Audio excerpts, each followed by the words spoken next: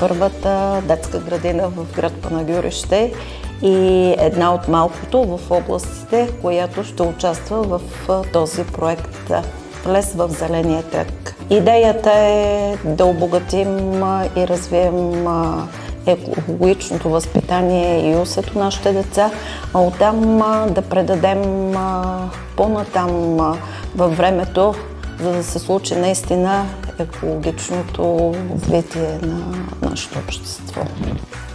АСРЛ е една от големите компании, които работят в областта на екологичното развитие.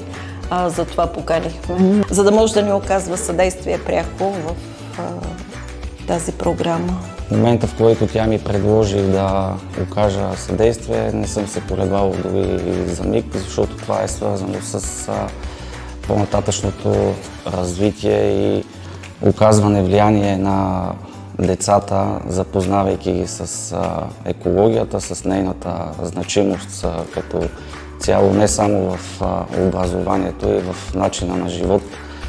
Моята роля в тази инициатива е да участвам като тъй наречения еконадзирател, който да оказва съдействие при нужда, свързани с по-специфични неща от гледна точка на екологичните въпроси. Радвам се, че съм част от това нещо и се надявам занапред да завършим успешно започнатото начинание.